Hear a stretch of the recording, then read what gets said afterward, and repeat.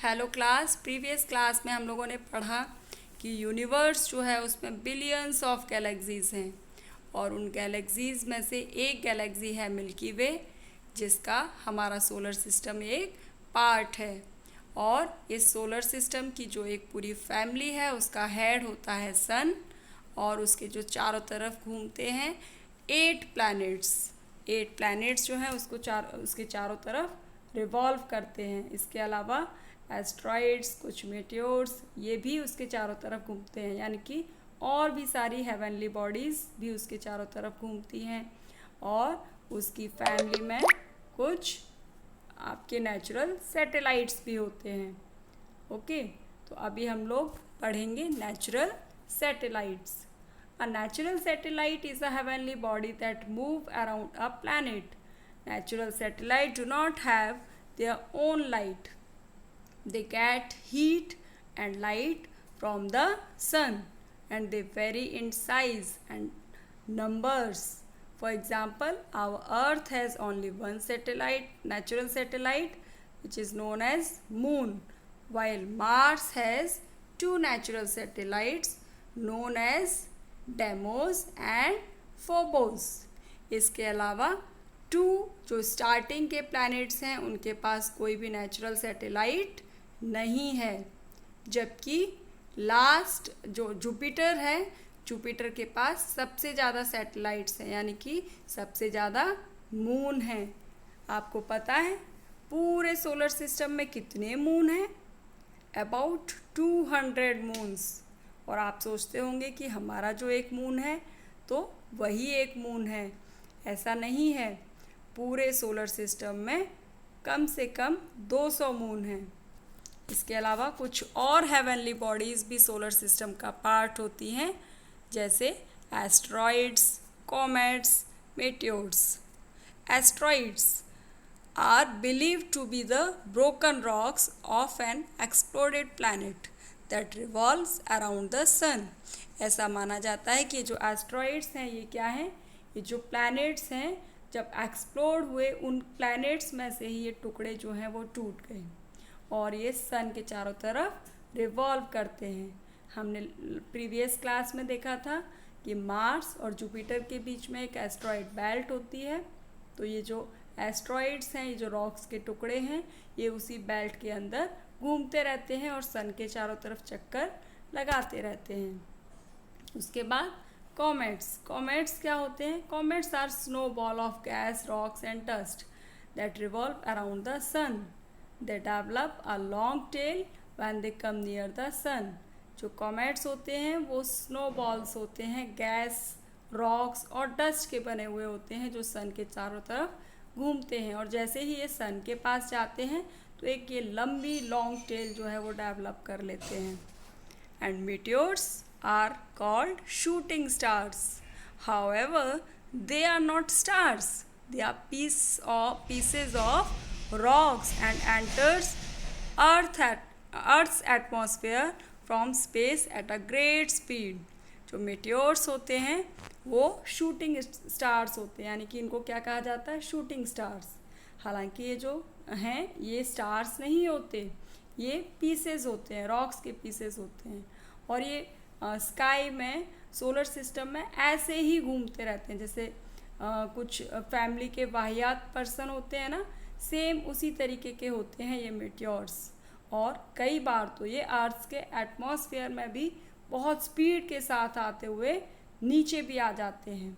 और आपने सुना होगा हजारों सालों पहले हमारे अर्थ पर डायनासोर्स होते थे, और ऐसा माना जाता है कि ये मीटियोर्स नीचे अर्थ के एटमॉस्फेयर पर आए और इनकी वजह से ही हमारे जो डायनासोर्स की जो प्रजाति थी वो समाप्त हो गई।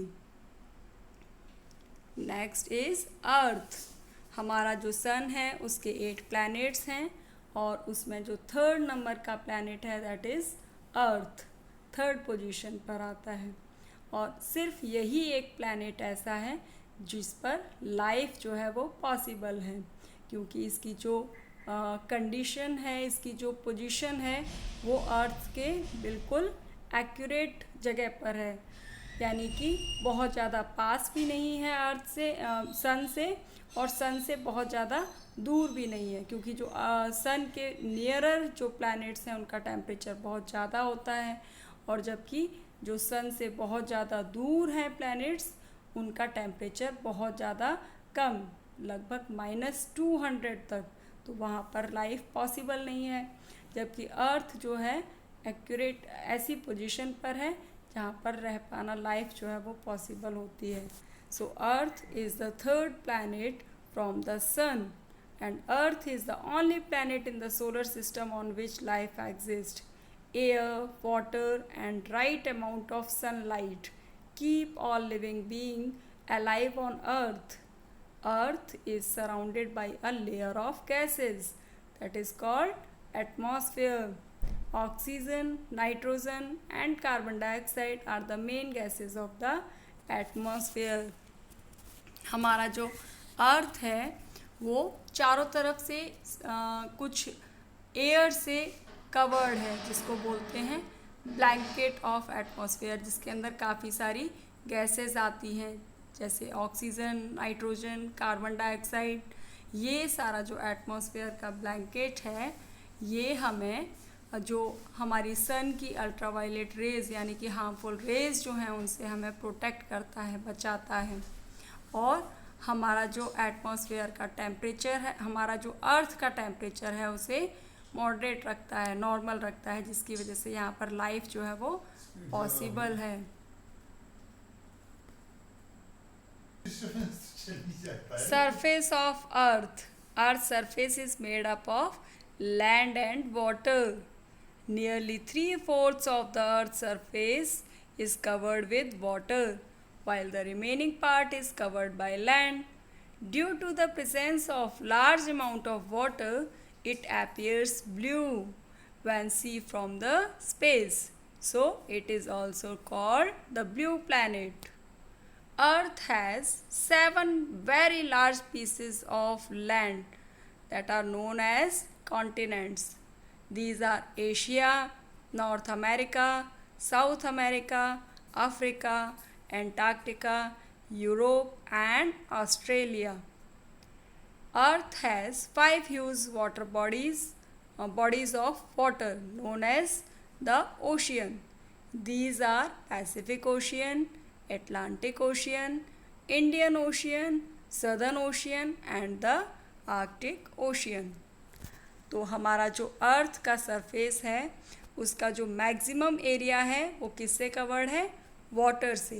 लगभग 3/4 जो सरफेस है अर्थ का वो पानी से कवर्ड है, और बचा हुआ जो पार्ट है उस पर क्या है? लैंड। कभी आपने ग्लोब देखा होगा तो ग्लोब का आप दिखाई देता है ना, वहाँ पर मैक्सिमम जो एरिया है वो स्काई ब्लू, वो सब कुछ क्या है?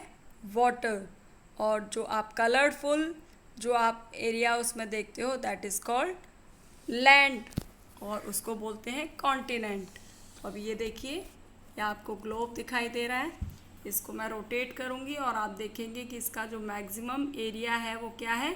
Sky blue. तो इसकी वजह से यहाँ का इस पूरे प्लैनेट पर आप देख रहे हैं जो अर्थ है वो कैसा दिखाई दे रहा है आपको? Sky blue. इसी वजह से इसको ब्लू प्लैनेट भी बोलते हैं, क्योंकि इसका 2/3 एरिया जो है वो वाटर से कवर्ड है। और हमारे जो अर्थ है उस पर कितने कॉन्टिनेंट्स हैं? 7 कॉन्टिनेंट्स एंड 5 वाटर बॉडीज़ जिनको बोलते हैं ओशियंस।